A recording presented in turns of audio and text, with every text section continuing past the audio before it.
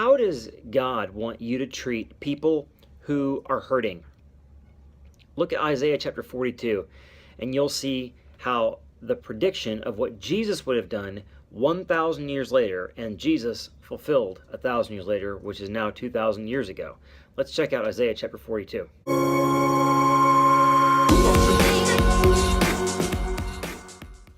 In Isaiah chapter 42, the Bible is speaking of the Lord's servant, the Messiah who would be to come. And the Bible simply says, "Behold my servant," verse 1, "whom I will uphold, my chosen, in whom my soul delights. I have put my spirit upon him." We saw that in the baptism of Jesus. And again, this is 1,000 years previous to Jesus coming on the earth. "He will not cry out aloud or lift up his voice in the streets." He's not going to be some, politician out there saying, "Hey, social change." That was not what Jesus' ministry was. But then he says this, verse 3, "A bruised reed he will not break, a faintly burning wick he will not quench."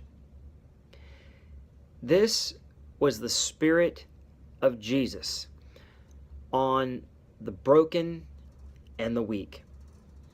He pictures a reed that's bent over in the water. It's been broken, and really all you got to do is just touch a little bit and it breaks off and just floats away. It's done.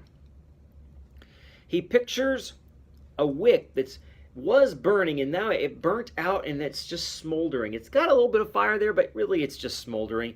And all you'd really need to do is, just lick your fingers and touch it and it's totally out.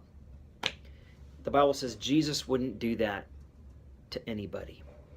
The woman taken in adultery, all the accusers around her. And Jesus says, "Hey, I want to show you guys something, you accusers." Writes a bunch of stuff in the sand, we don't know what, and they walk away. And he says, "Who's accusing you now?" The little children, the disciples said, "Get away from Jesus, he's busy." He says, "Suffer the little children to come to me, forbid them not, for such is the kingdom of heaven." The little boy who, when there's 20,000 people all around, brings his lunch to Jesus. And the disciples go, "What's this? This is nothing." They looked at it as, "Just get this kid out of here." And Jesus says, "Oh no, this is everything. This is the answer to our prayer." And he divides that lunch among 20,000 people and multiplies it. There are hurting people all around you. There are weak people all around you who need love. And we need to be the most tender-hearted, compassionate people in the entire world. If we're following Jesus, we will be. He is our model. If we're following him, we'll do what Jesus did. We'll have the heart that Jesus had. And so today, why don't you look for that person that's broken and in need of love? You might find him in your own home. You might find him in your office.